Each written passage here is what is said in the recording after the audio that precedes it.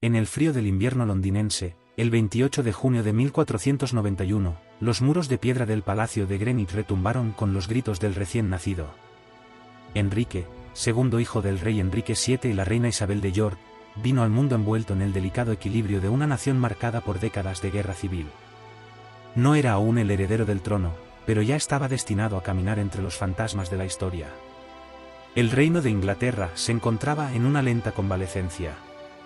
La sangrienta guerra de las dos rosas, ese conflicto entre las casas de Lancaster y York, había dejado cicatrices profundas en la tierra y en el alma del pueblo. Enrique VII, de la casa Tudor, había logrado la corona tras derrotar a Ricardo III en la batalla de Bosworth en 1485. Su matrimonio con Isabel, hija de Eduardo IV, selló la unión entre las dos casas enfrentadas.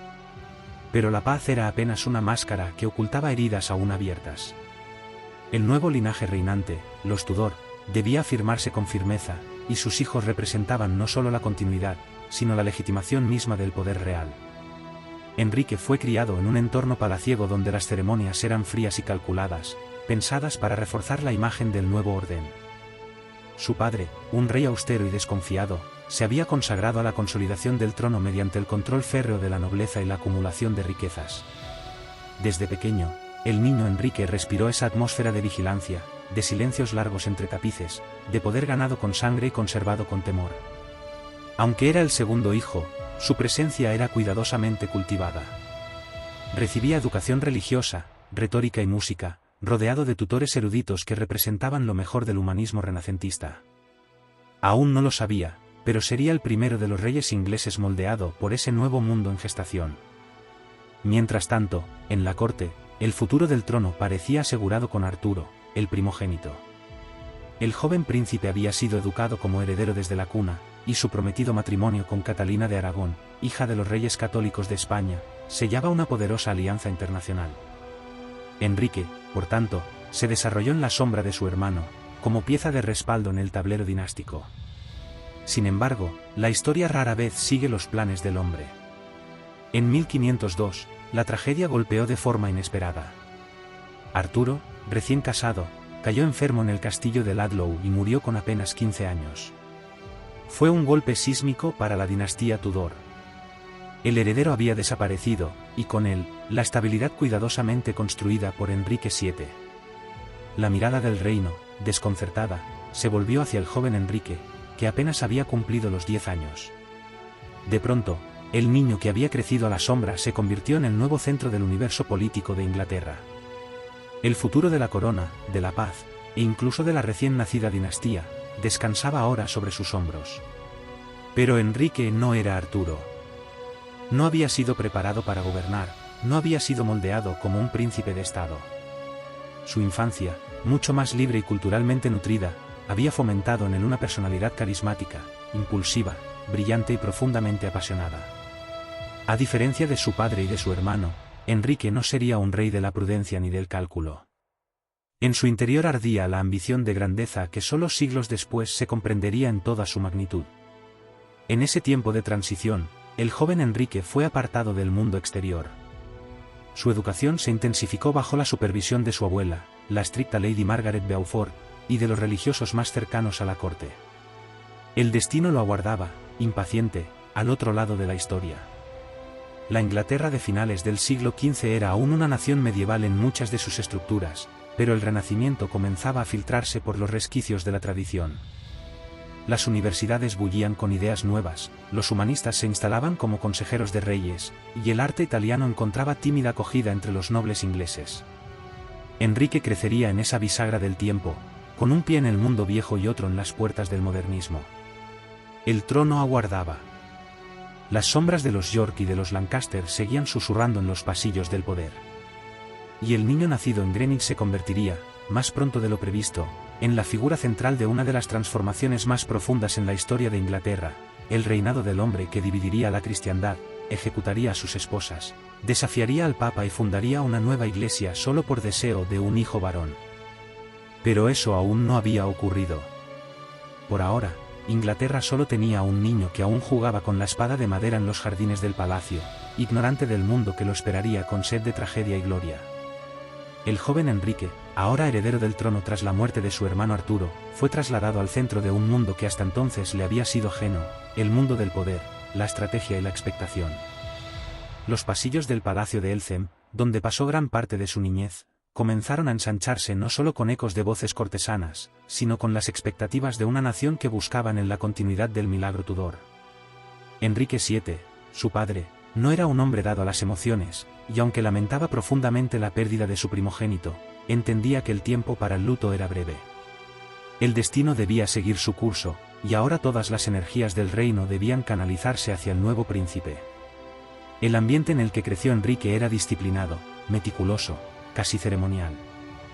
Fue rodeado de preceptores cuidadosamente seleccionados por su abuela Margaret Beaufort, mujer severa, profundamente religiosa y figura clave en la educación de sus nietos. Enrique fue instruido por algunos de los mejores eruditos de la época, influenciados por el humanismo renacentista. Desde niño, desarrolló una afinidad extraordinaria por los clásicos latinos, la teología, la música y la retórica. Su mente era veloz, inquisitiva, y su capacidad para absorber conocimiento asombraba incluso a sus más estrictos tutores. Pero no era un estudiante sumiso, su energía desbordante, su impulso natural hacia el protagonismo y su carisma latente lo convertían en una figura magnética desde la infancia. Más allá de los libros, Enrique fue entrenado para la guerra. Aunque su formación intelectual era rica, también fue adiestrado en el arte de la caza, el tiro con arco, la equitación y el combate con espada. Su cuerpo fue forjado como el de un guerrero renacentista, atlético, fuerte y elegante. En los torneos de entrenamiento, Enrique brillaba como un sol entre escuderos. Tenía la presencia de un rey incluso antes de portar la corona, y los que lo rodeaban comenzaban a percibir que este príncipe sería distinto. No se contentaría con el papel de mero administrador del reino, él buscaría dejar su huella en la historia. La música fue otra de sus grandes pasiones. Tocaba el laúd con destreza, componía pequeñas piezas y disfrutaba de los coros sacros con auténtica devoción. Aquel príncipe, que hablaba latín con fluidez y debatía sobre teología con sus tutores, también era capaz de escribir versos con un romanticismo delicado. En sus ojos brillaba la doble naturaleza que lo caracterizaría durante toda su vida, el guerrero y el poeta, el creyente y el transgresor, el monarca absoluto y el hombre hambriento de afecto y belleza. Su madre, Isabel de York, tuvo una influencia profunda en su carácter durante los primeros años. Aunque murió cuando Enrique tenía apenas 11 años, le dejó el legado de una sensibilidad que su padre nunca compartió. Isabel representaba para el joven príncipe una imagen idealizada de la nobleza de sangre y del deber piadoso. Su muerte lo marcó más de lo que dejó entrever, y en los años posteriores, Enrique llevaría consigo una necesidad constante de rodearse de figuras femeninas que llenaran aquel vacío temprano. En paralelo, su padre Enrique VII vigilaba su formación con ojo calculador. El rey no tenía intenciones de entregar el poder con facilidad, y mantenía a su hijo alejado de los asuntos del gobierno. Esto generó en el joven Enrique una frustración silenciosa, una sed de poder que se alimentaba en las sombras. Observaba, aprendía, pero también comenzaba a soñar con el día en que pudiera liberarse del control férreo de su padre y reinar con su propio estilo. En su interior, crecía la imagen de un monarca que no sería como Enrique VII, sería espléndido, generoso, imponente. Sería recordado. Las fiestas de corte, los sermones religiosos, los ejercicios militares y los debates académicos formaban parte de su día a día.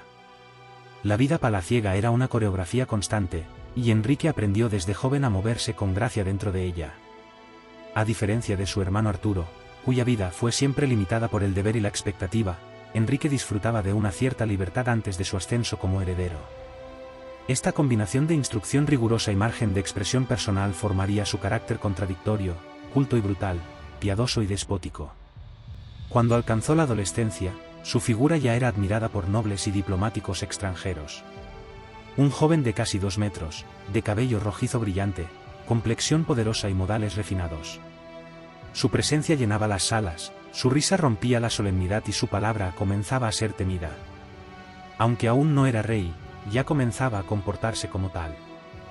Detrás de las cortinas, los embajadores informaban a sus cortes sobre el príncipe inglés que, algún día, podría cambiar el destino de Europa. El príncipe aún no imaginaba lo que le esperaba. Su formación estaba casi completa. Su padre, envejecido, vigilaba desde su trono como un espectro desconfiado. Los años pasaban, y el reino comenzaba a anticipar el cambio. La vieja era Tudor agonizaba en la figura del primer Enrique. La nueva, impetuosa y ardiente, estaba a punto de comenzar.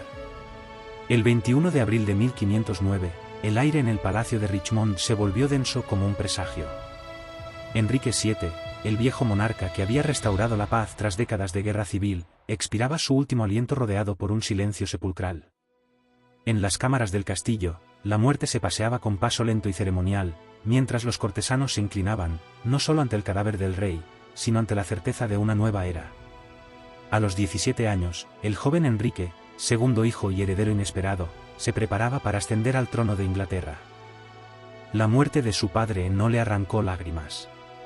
El vínculo entre ambos había sido más político que afectivo, una relación marcada por la vigilancia mutua y la distancia emocional. Enrique VII había sido un rey pragmático, severo y meticuloso, cuya vida estuvo dedicada a proteger la fragilidad de la casa Tudor. Pero su reinado había sido una época de contención. Enrique VIII no quería simplemente preservar el reino, quería expandirlo, embellecerlo, glorificarlo. Quería que su reinado fuera recordado por siglos. El joven príncipe, hasta entonces una figura secundaria bajo la larga sombra de su padre, emergía ahora como el sol naciente de una nueva monarquía. Inglaterra no solo tenía un nuevo rey, tenía un nuevo tipo de rey.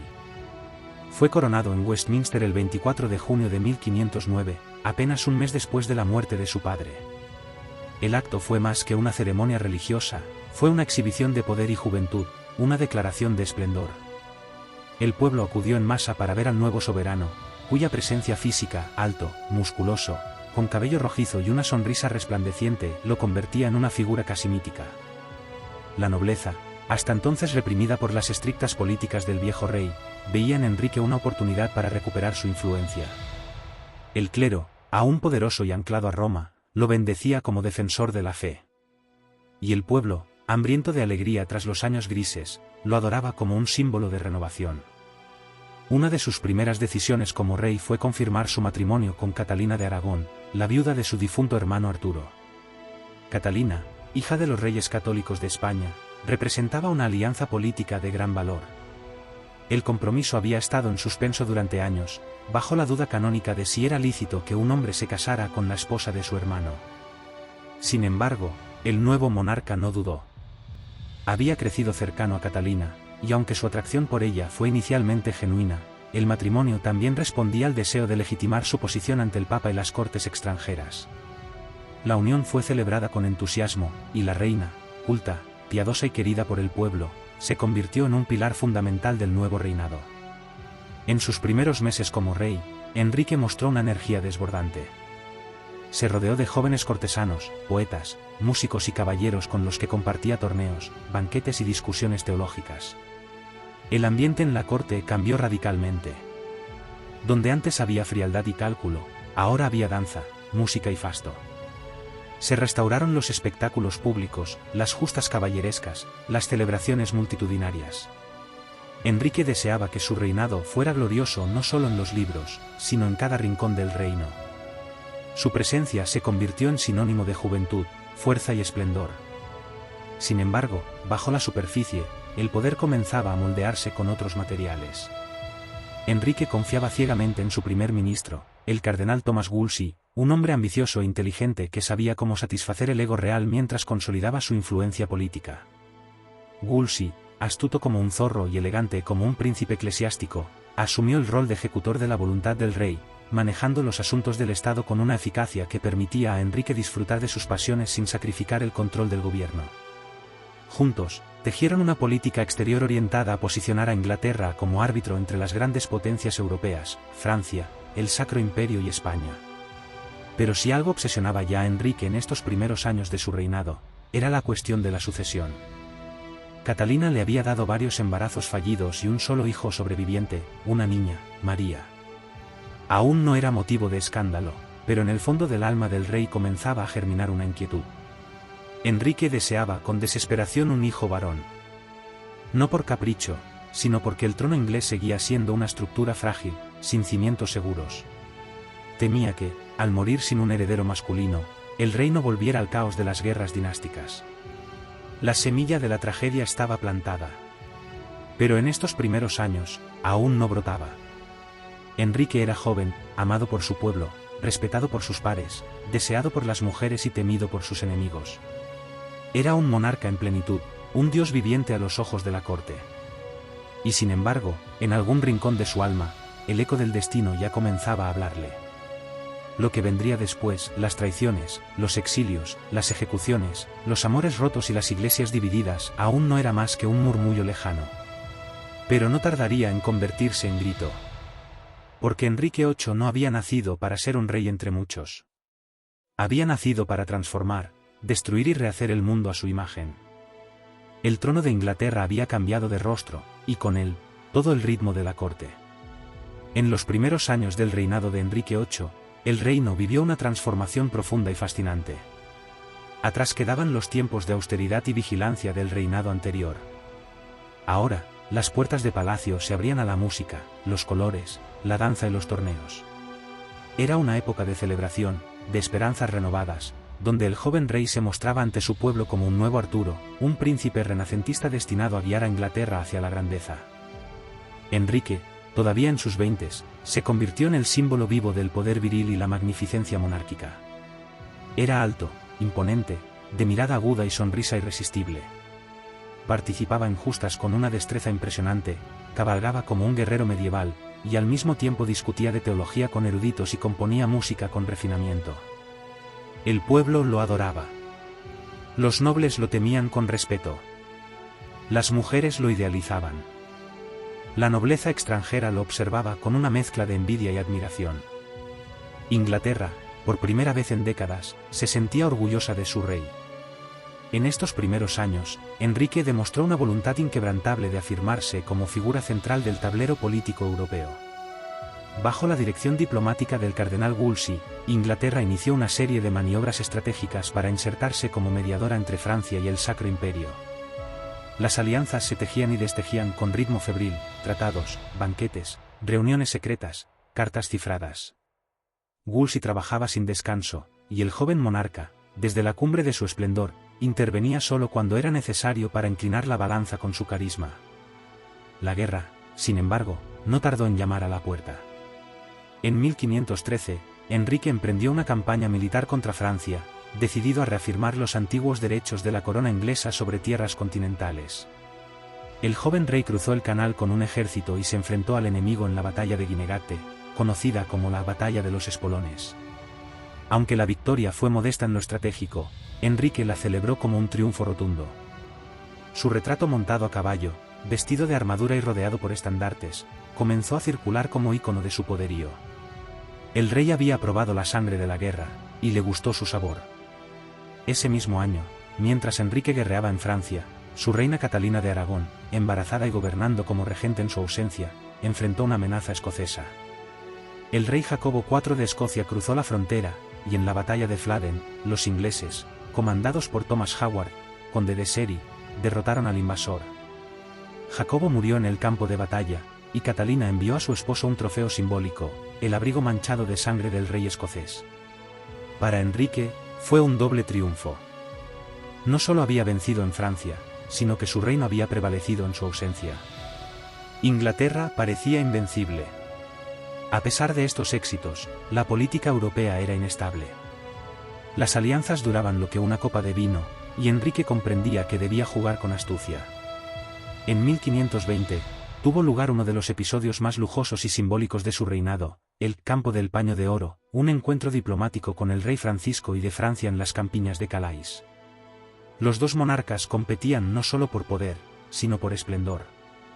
Se erigieron pabellones dorados, se sirvieron banquetes interminables, se celebraron torneos y espectáculos fastuosos. Pero tras la sonrisa de las máscaras, cada rey buscaba dominar al otro. La reunión terminó sin alianzas duraderas, pero sirvió para que Enrique reafirmara su imagen de rey glorioso ante el mundo. En lo interno, la figura del rey seguía creciendo en influencia. Aunque delegaba muchos asuntos administrativos en Wolsey, Enrique intervenía personalmente en cuestiones religiosas, culturales y legales. Comenzaba a formarse en él una concepción de la monarquía donde el soberano no era solo el jefe del Estado, sino el reflejo mismo de la voluntad divina. Este pensamiento, aún en gestación, sería clave para las decisiones que tomaría años después. Y sin embargo, entre las capas de lujo y gloria, se escondía ya un problema que comenzaba a pesar sobre sus hombros como una corona de plomo: la ausencia de un hijo varón. Catalina de Aragón había tenido varios embarazos, pero solo una hija, María, había sobrevivido. El rey, todavía joven, no desesperaba públicamente, pero en su fuero interno, la sombra de la infertilidad comenzaba a convertirse en una amenaza política. Sin heredero varón, el reino podría desmoronarse tras su muerte. La misma fragilidad que había vivido su padre comenzaba a proyectarse sobre él. Aún no había traiciones, ni herejías, ni divorcios. Aún no se levantaban cadalsos en la Torre de Londres. Pero la semilla del descontento, como una grieta en mármol, comenzaba a expandirse. Enrique era un rey joven, amado y temido. Pero en su mirada ya brillaba una chispa de inquietud. No sería suficiente ser glorioso. Necesitaba ser eterno.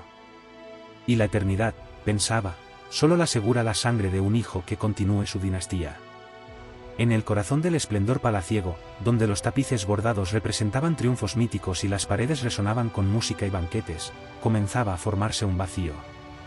No era visible a los ojos de los cortesanos, ni siquiera palpable para el pueblo que aún celebraba a su joven rey. Pero en los aposentos más íntimos del palacio, donde las voces se apagaban y los suspiros se volvían densos, una preocupación se instalaba con el peso de una profecía. Enrique VIII, monarca en la cúspide de su poder, no tenía un hijo varón.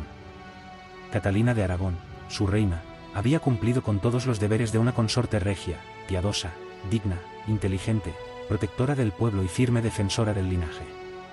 Pero su cuerpo, agotado por embarazos fallidos, parecía negarse a cumplir con el destino más sagrado de una reina: dar un heredero varón al trono. Desde 1509, Catalina había quedado embarazada en múltiples ocasiones. Algunos partos terminaron en abortos espontáneos, otros en hijos muertos al nacer, y solo una niña sobrevivió, María, nacida en 1516. Aunque Enrique celebró su nacimiento con júbilo aparente, lo cierto es que en su alma crecía una desilusión amarga. Enrique amaba a su hija, pero la ley inglesa y la tradición feudal eran implacables. La sucesión de una mujer al trono era vista con recelo, como una invitación al caos. Las guerras dinásticas aún resonaban en la memoria colectiva, y la figura de una reina sola en el poder evocaba imágenes de usurpaciones, debilidad e invasión extranjera. El rey comenzaba a mirar hacia el futuro con una inquietud que ni la gloria de sus campañas, ni el oro de sus palacios, ni las palabras de sus consejeros podían mitigar. En privado, la relación entre Enrique y Catalina comenzó a deteriorarse.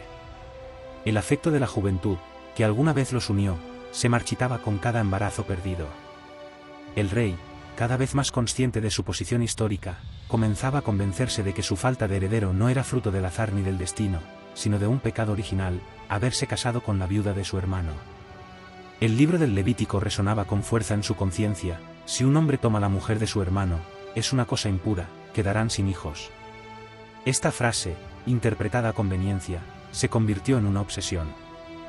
Enrique, profundamente religioso pero también hábil manipulador de los dogmas, comenzó a convencerse de que su matrimonio era inválido a los ojos de Dios. Los confesionarios se convirtieron en salas de estrategia. Los teólogos, en soldados de una batalla silenciosa. Enrique ordenó estudios, consultas, debates. Necesitaba una nulidad matrimonial. Necesitaba liberarse de Catalina y contraer nuevas nupcias con una mujer fértil que le diera el heredero que Inglaterra exigía. Pero no era tan simple. Su matrimonio había sido autorizado por el mismísimo Papa Julio II, quien había concedido una bula papal especial para sortear la prohibición canónica. Anular esa unión no solo implicaba una cuestión doméstica, era un desafío directo a la autoridad de Roma. La corte comenzó a dividirse. Algunos nobles, como el cardenal Wolsey, creyeron poder manejar la situación diplomáticamente, iniciando gestiones ante la Santa Sede para lograr una anulación sin escándalo. Otros comenzaron a murmurar en las sombras, conscientes de que los pasos del rey lo acercaban a un abismo del que no habría retorno. Pero Enrique, como un barco impulsado por un viento incontrolable, se encaminaba hacia la ruptura con la certeza de quien cree actuar bajo mandato divino. En ese contexto tenso, en medio de teólogos, tratados y silencios, apareció una figura que lo cambiaría todo: Ana Bolena. No era una mujer cualquiera. No era bella en el sentido tradicional, pero su magnetismo era feroz. Había crecido en la corte francesa, educada en los refinamientos del Renacimiento, y dominaba el arte de la conversación, la música, la moda y el ingenio con una destreza que eclipsaba a todas las damas. Su presencia en la corte encendió en Enrique una pasión violenta. No fue simplemente deseo, fue una obsesión, una promesa de renovación. Ana, ambiciosa y astuta, se negó a convertirse en una amante más. No cedería a los encantos del rey sin garantías. No bastaban joyas, tierras ni favores. Ana quería la corona. Y Enrique, enceguecido por la idea de un nuevo comienzo, comenzó a caminar hacia lo impensable, romper con la reina, desafiar al papa, y alterar para siempre el orden religioso de su reino. Pero aún no había gritos de excomunión, ni hogueras, ni divorcios públicos. Todo sucedía en los susurros. En los jardines de palacio, en las cartas firmadas con iniciales secretas, en los retratos velados, en los poemas de amor prohibido. Catalina, digna incluso en su humillación, se aferraba a su fe y a su derecho como esposa legítima. Mientras tanto, el rey comenzaba a redactar su propia versión de la historia, una donde Dios lo había elegido no para continuar una línea, sino para fundar un nuevo reino, una nueva iglesia, y una nueva dinastía. El trono estaba firme. El pueblo, aún ignorante. Pero en la mente del rey, la semilla de la revolución ya había germinado. El deseo de un hijo varón, nacido de otra mujer, estaba a punto de incendiar el corazón mismo de la cristiandad. En los mármoles del palacio de Whitehall, los ecos de pasos femeninos comenzaron a alterar el ritmo del poder. Ana Bolena, dama de compañía de la reina Catalina, emergía del anonimato de los salones como una figura ineludible, incendiaria. Era joven, pero no ingenua. Su presencia agitaba los tejidos de la corte como el preludio de una tormenta.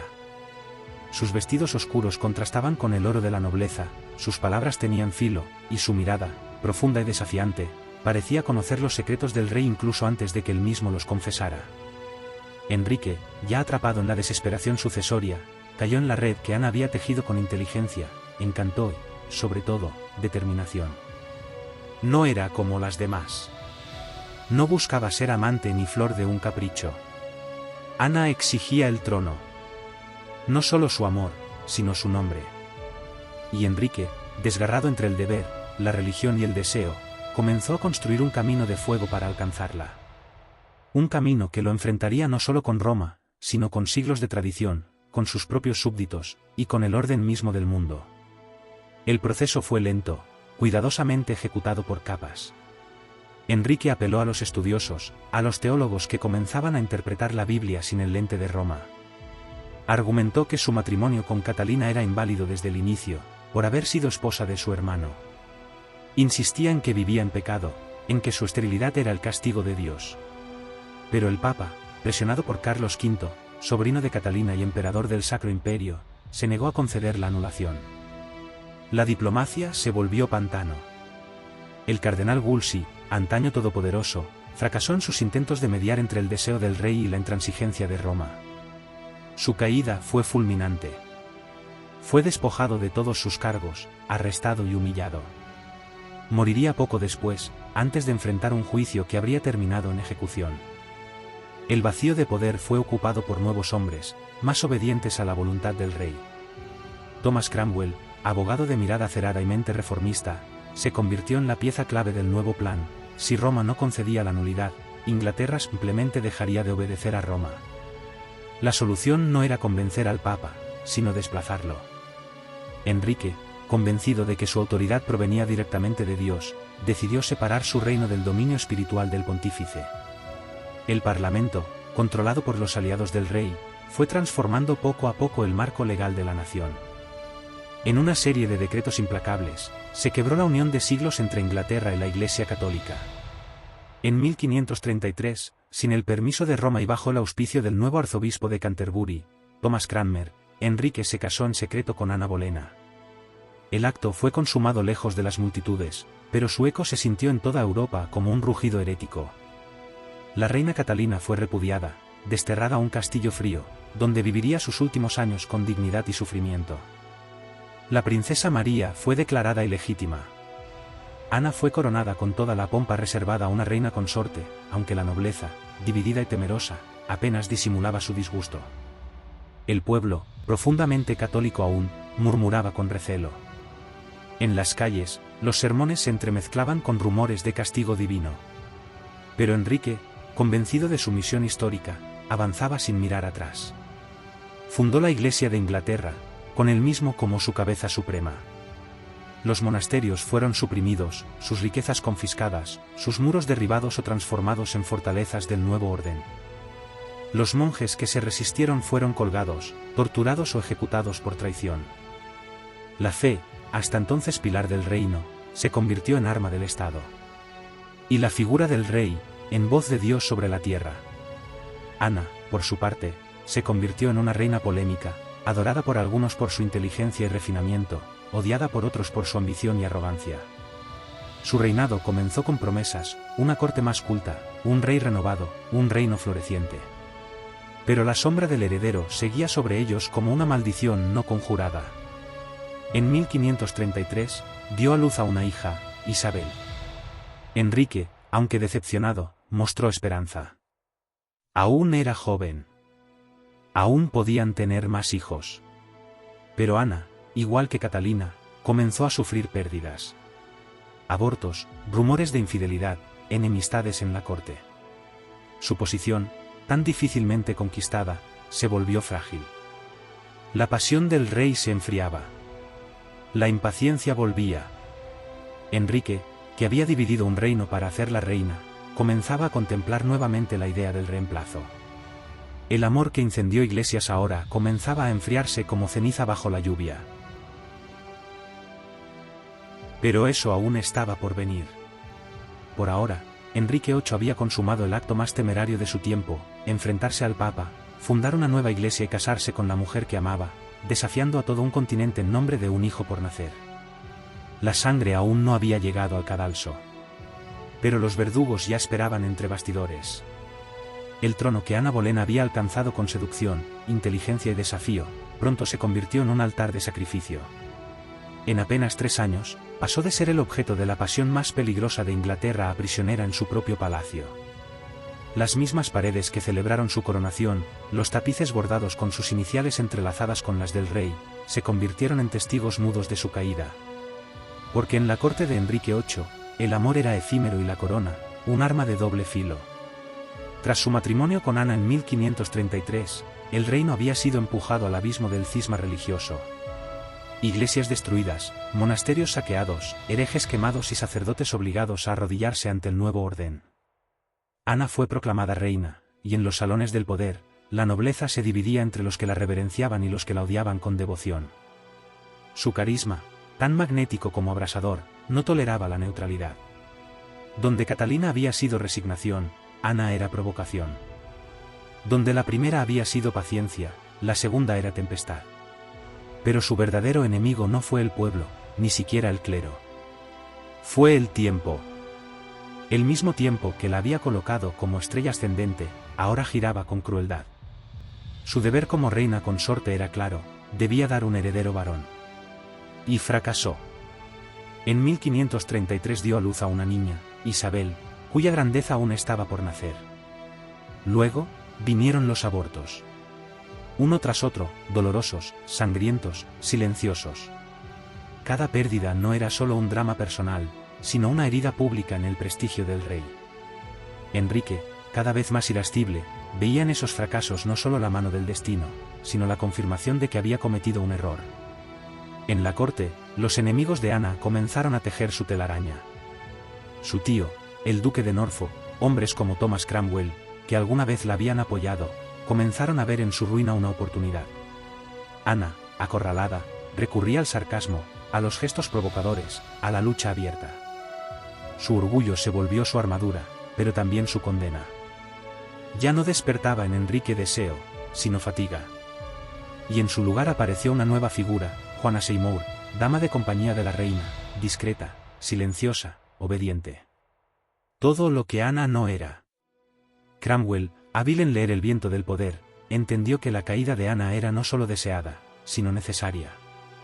Había que borrar su nombre del linaje real, quitarle toda legitimidad, destruirla no solo como reina, sino como símbolo. Y así, Como si el destino hubiera recibido una orden, comenzaron los rumores. Acusaciones de adulterio, incesto, conspiración contra el rey. Se recopilaban testimonios vagos, miradas interpretadas como traición, palabras vueltas dagas. Incluso su propio hermano, George Bolena, fue acusado de mantener relaciones incestuosas con ella. En mayo de 1536, Ana fue arrestada y llevada a la Torre de Londres. Ya no era la mujer altiva que había desafiado al Papa, era una figura sola, pálida, consciente de que el mundo que había ayudado a transformar ahora se volvía contra ella. Fue sometida a un juicio público, una farsa legal en la que los cargos eran tan imposibles como convenientes. El jurado ya tenía el veredicto antes de oír las palabras. Ana fue declarada culpable de traición, adulterio e incesto. Su hermano, y 4 supuestos amantes, fueron también condenados. El 19 de mayo de 1536, en el patio de la torre, Ana Bolena subió al cadalso. Se había preparado para morir con la misma elegancia con la que había vivido. Su vestido era gris, sencillo. Se recogió el cabello bajo una cofia francesa. Se arrodilló ante el verdugo, un espadachín traído especialmente desde Calais, y pronunció unas palabras finales que quedaron grabadas en la memoria de todos los presentes. No maldijo al rey, no negó los cargos. Pidió a Dios que lo protegiera. Y luego, en un golpe limpio, su cabeza rodó por la madera húmeda. El cuerpo de Ana fue enterrado en una tumba sin nombre dentro de la capilla de San Pedro de Vincula, apenas a unos pasos del lugar donde había sido ejecutada. Su nombre fue borrado de los registros, sus iniciales arrancadas de las paredes, sus retratos ocultos o destruidos. El rey, apenas unas semanas después, se comprometía con Juana Seymour. Y la corte, como si el crimen nunca hubiese ocurrido, retomaba su curso de bailes, intrigas y festejos. Pero Ana Bolena no desapareció. Su fantasma, figurado real, seguiría recorriendo los pasillos de la historia. Había cambiado el curso de la religión inglesa, había dado luz a la futura Isabel I, y había demostrado que en el corazón del poder, la pasión podía convertirse en sentencia. La corona que había llevado no fue hecha de oro, sino de espinas. Y su reinado, breve y fulgurante, dejó una herida en el alma de Inglaterra que jamás cicatrizaría del todo. Enrique VIII no fue simplemente un rey, fue un hombre que convirtió el matrimonio en una herramienta de poder, un campo de batalla, una ceremonia de deseo y condena. Sus 6 esposas no fueron solo reinas, fueron peones, víctimas, símbolos y, en raros casos, aliadas. En sus vidas se reflejó el carácter mutable del monarca, amoroso, devoto, impaciente, tiránico, paranoico. Cada una de ellas, en su ascenso y caída, dibujó un capítulo sangriento del reinado más inquietante de la historia inglesa. Catalina de Aragón, la primera, fue el cimiento del trono. Princesa española, hija de Isabel de Castilla y Fernando de Aragón, había sido criada para reinar. Durante más de 20 años fue reina de Inglaterra, y su presencia fue firme, digna, casi maternal. Dio a luz a María, la única hija viva del rey durante ese matrimonio. Pero su mayor pecado fue no darle un hijo varón. Su cuerpo, consumido por los embarazos y las pérdidas, se volvió un símbolo de impotencia ante los ojos de un rey que buscaba trascendencia a través de la descendencia. Catalina se negó a ceder su lugar. Se aferró a su título hasta el final, incluso cuando fue desterrada, separada de su hija, y condenada al olvido en un castillo lejano. Murió en 1536, rodeada de sirvientes fieles, escribiendo cartas firmadas aún como la verdadera reina de Inglaterra. Ana Bolena, la tempestad encarnada, la pasión que cambió a Inglaterra. La mujer por la que el rey desafió al Papa y fundó una nueva iglesia. Su reinado fue corto y brutal. Dio a luz a Isabel, futura reina, pero no logró el hijo varón que asegurara su posición. Fue víctima de los mismos vientos que la habían elevado. Su caída fue orquestada con precisión, y su ejecución fue tan silenciosa como aterradora. Murió como vivió, desafiante, elegante, sabiendo que su sangre se derramaría no solo sobre el suelo de la Torre de Londres, sino sobre la historia. Juana Seymour, la tercera, fue la respuesta del rey al caos anterior. Rubia, sumisa, devota. Fue todo lo que Ana no era. Enrique la adoró por una sola razón, le dio un hijo varón, Eduardo, el tan esperado heredero. Pero su victoria fue breve. Juana murió pocos días después del parto, debilitada, desangrada, rota por la maternidad. Enrique la lloró con autenticidad. Fue la única esposa que recibió funeral de reina. Años más tarde, fue enterrado a su lado. En su mente, Juana fue idealizada como la única, verdadera esposa, porque cumplió el único mandato que realmente importaba al monarca, darle un hijo. Ana de Clevis, la cuarta, llegó por conveniencia. Una alianza política con los protestantes alemanes, consolidada por un retrato de Hans Holbein que encantó al rey. Pero cuando la conoció en persona, Enrique se sintió traicionado. No es tan bella como el pintor la hizo, dijo con desprecio. El matrimonio no fue consumado. Apenas duró 6 meses. Fue anulado bajo el pretexto de falta de consentimiento. Ana, con sabiduría y sentido de supervivencia, aceptó su destino sin lucha. Se convirtió en hermana del rey, recibió tierras, una pensión, y vivió en paz el resto de su vida.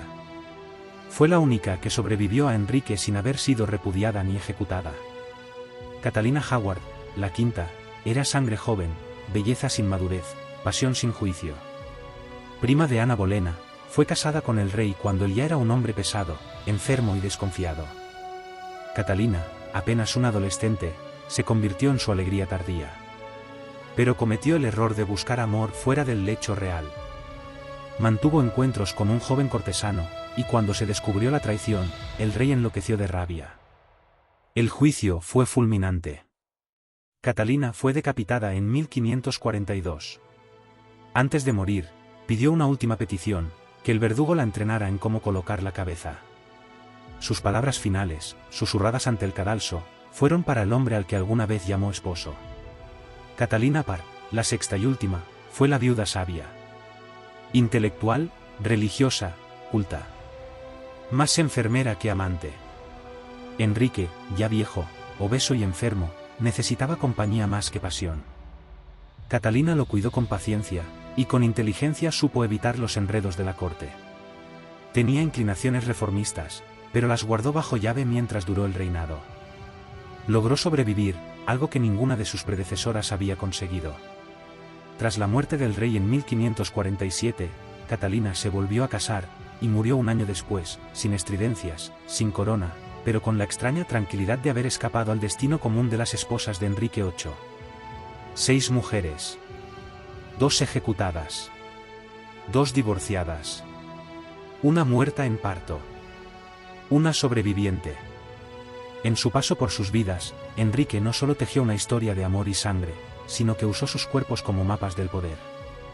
En ellos se escribió el destino de una nación entera, marcada para siempre por la voluntad cambiante de un hombre que quiso doblegar al mundo desde su trono y su lecho.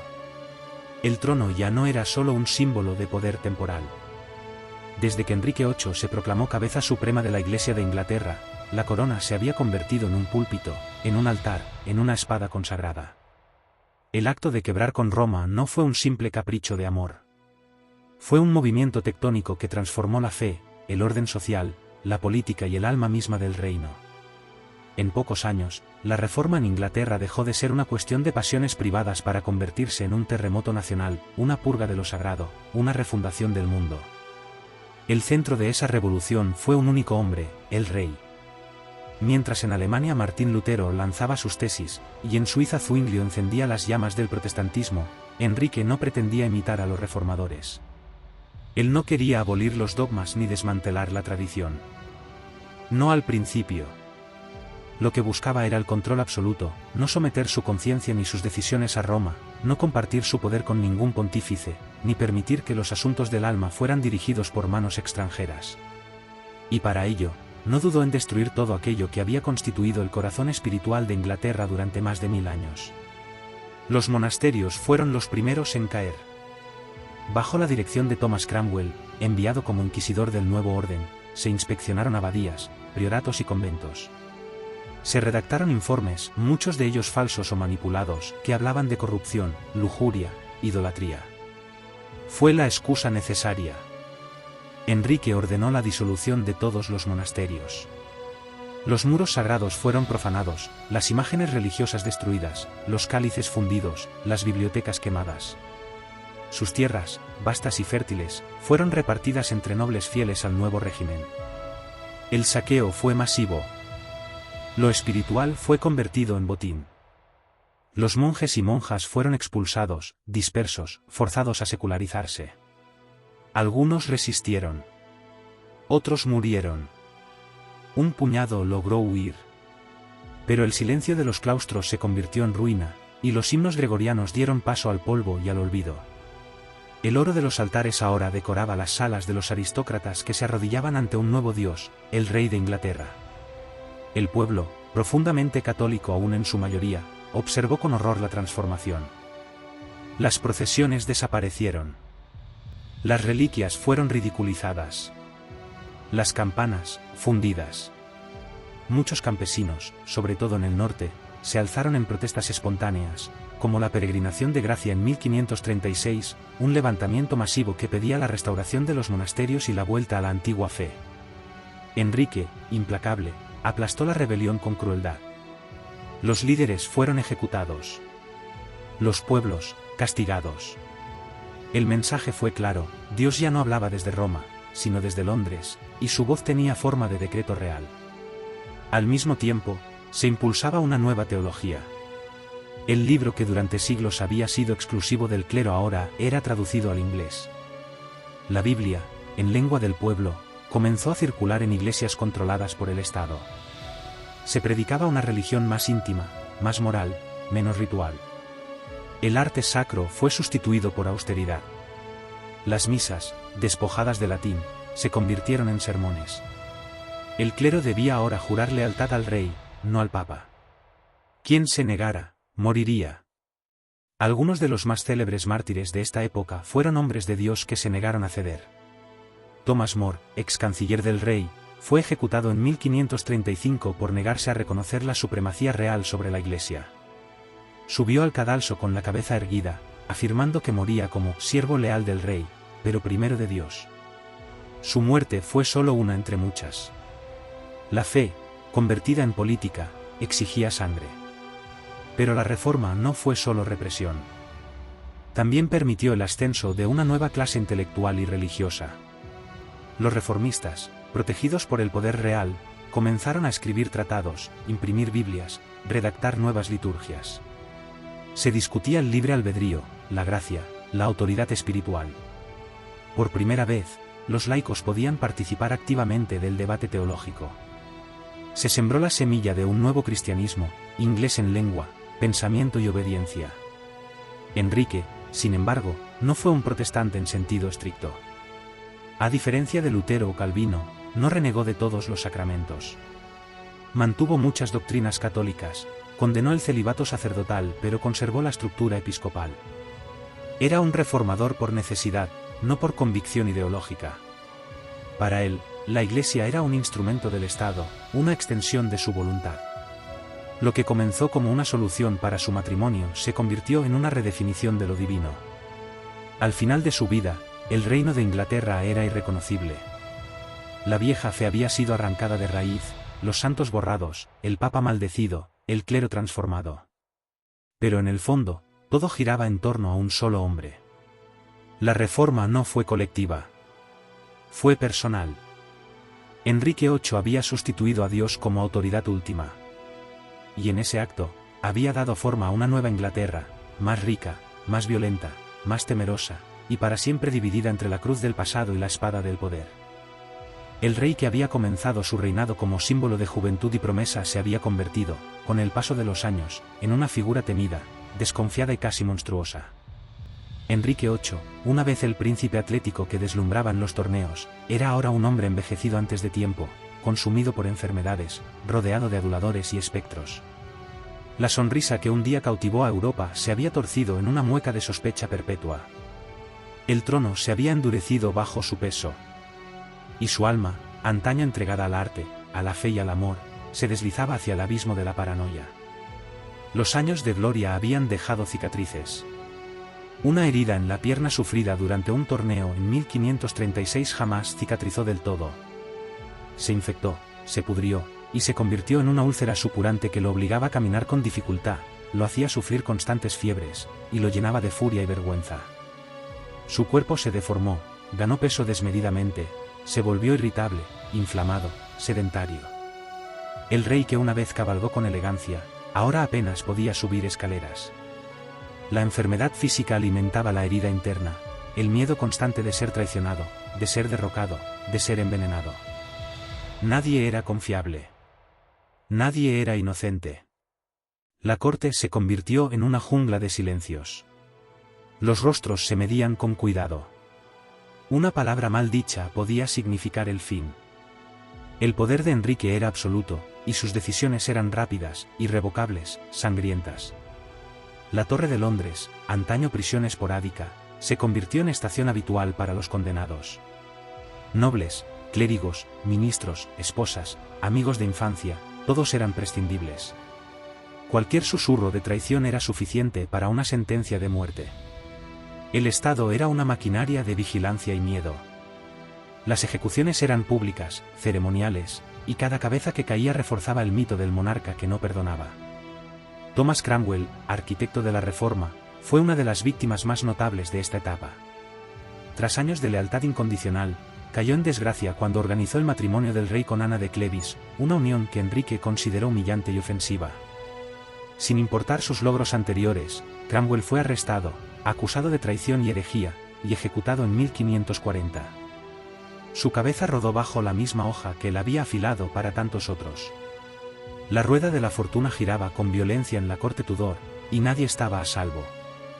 Enrique encontraba enemigos en todas partes, incluso donde no lo sabía. La nobleza fue sistemáticamente purgada. Familias enteras fueron despojadas de títulos, tierras, honor. El Parlamento, lejos de oponerse, se convirtió en herramienta de legitimación del terror. Los juicios eran farsa. Las condenas, predestinadas. La justicia se convirtió en una máscara para la voluntad real. Incluso sus propias hijas, María e Isabel, fueron víctimas de sus sospechas. María fue desheredada, humillada públicamente, obligada a reconocer a su padre como jefe supremo de la Iglesia y a aceptar la ilegitimidad de su madre. Isabel, aún niña, vivió en la sombra de la desgracia de Ana Bolena, y su posición en la línea de sucesión cambió con los caprichos del rey. Solo Eduardo, el hijo varón nacido de Juana Seymour, permanecía como el símbolo de esperanza y continuidad, aunque era frágil, enfermizo y aún demasiado joven para entender el reino que algún día heredaría. El rey, cada vez más aislado, se rodeaba de favoritos que le ofrecían adulación vacía. La música ya no sonaba en los salones como antes. Las fiestas se apagaban. La mesa real se llenaba de médicos, de platos sin sabor, de remedios inútiles. El espejo ya no reflejaba al príncipe. Mostraba un rostro hinchado, de ojos inflamados, de mandíbula rígida. Enrique aún conservaba la voz del monarca, el peso de la ley, la autoridad de la espada. Pero dentro de él, algo se había quebrado irremediablemente. En los documentos de la época, algunos lo describen como cruel, otros como poseído por demonios. Pero ninguno se atrevía a decirlo en voz alta. Porque incluso en su decrepitud, Enrique era temido como ningún otro rey de Inglaterra. Había reescrito la religión, decapitado a quienes lo desobedecieron, forjado una dinastía. Su tiranía no fue un accidente, fue el reflejo de su tiempo, de sus miedos, de su absolutismo interior. Enrique VIII ya no era un hombre. Era una institución sangrienta. Una tempestad con corona. Y su reino, aunque aún obediente, comenzaba a comprender que el precio de la gloria había sido demasiado alto. La figura que una vez fue celebrada como el sol de Inglaterra ahora apenas podía sostenerse en pie.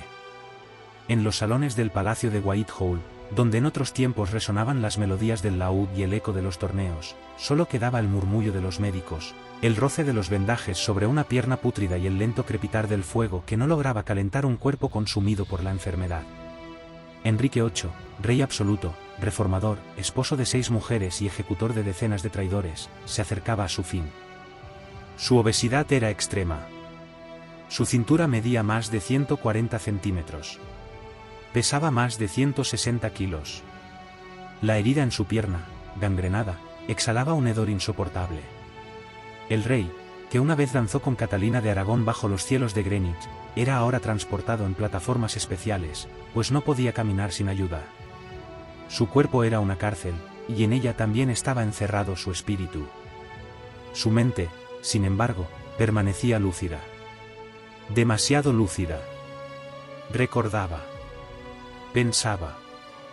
Sopesaba cada traición pasada, cada ejecución firmada, cada rostro que había amado y después olvidado. En las noches, sus sirvientes escuchaban gemidos. No siempre eran de dolor físico. A veces pronunciaba nombres: Catalina, Ana, Juana, Cromwell, Wolsey. A veces lloraba sin testigos. Porque el hombre que había erigido una nueva iglesia ahora vivía en una capilla vacía de afecto. Solo su hijo, Eduardo, ocupaba un lugar central en sus desvelos. El niño, débil, pequeño y de salud frágil, era el último testimonio viviente de la gloria del rey. Enrique lo adoraba con un fervor que ya no mostraba hacia nadie. Lo rodeó de tutores, lo colmó de presentes, y ordenó que su educación fuera la mejor del reino. Porque sabía que su tiempo se agotaba, y con él, todo el edificio que había construido a base de fuerza, amor, sangre y voluntad. Su última esposa, Catalina Parr, lo acompañó hasta el final con una paciencia casi sagrada. Fue enfermera, consejera, y en susurros le leía textos religiosos que hablaban del juicio eterno, de la redención, de la misericordia divina. Enrique, aunque aún se aferraba a su rol de líder espiritual de Inglaterra, comenzaba a temer lo que vendría después.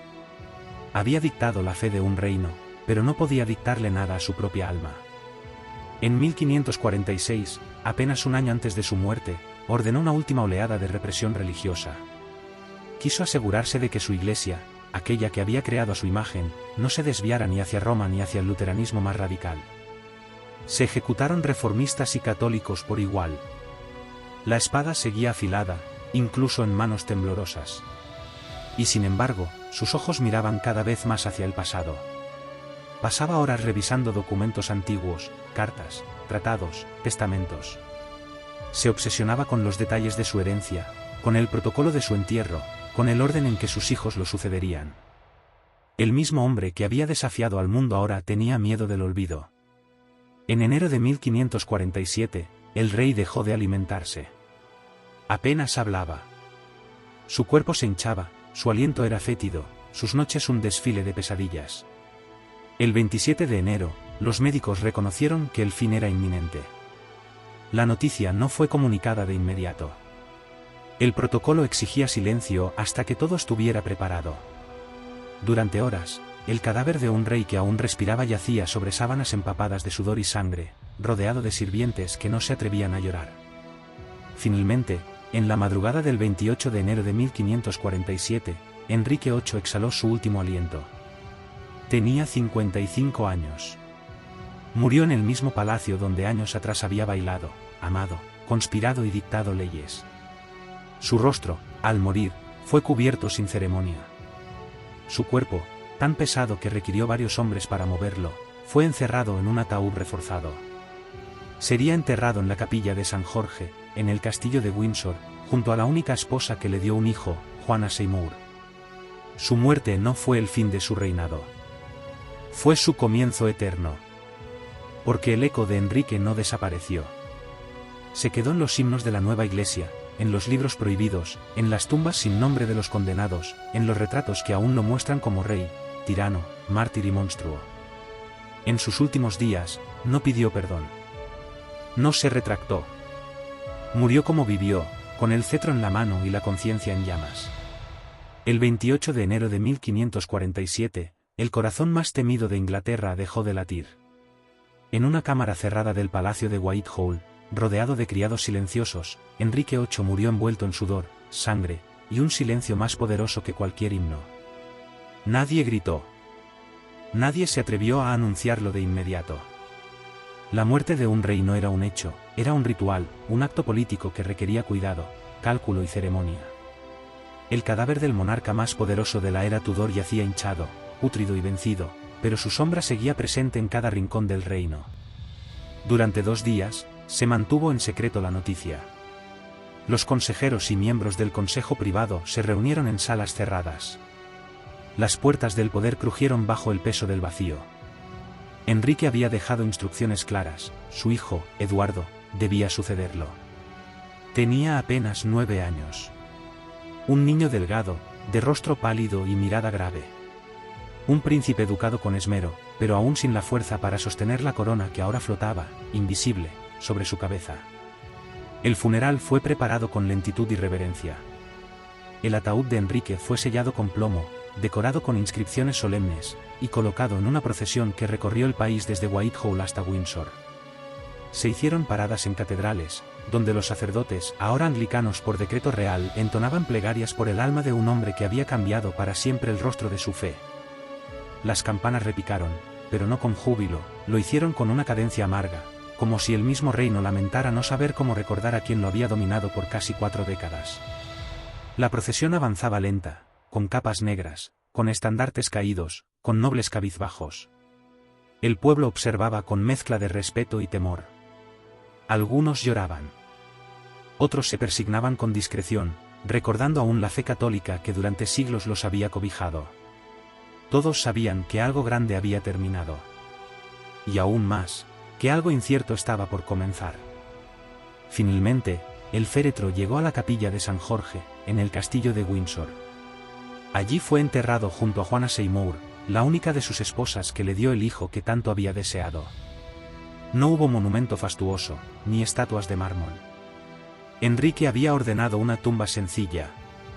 Tal vez, en el fondo, sabía que su memoria no necesitaría piedra para ser eterna.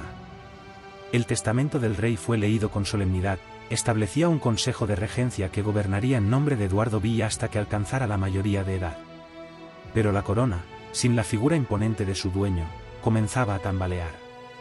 Las viejas tensiones, las heridas religiosas, los odios entre familias nobles, todos aguardaban su momento.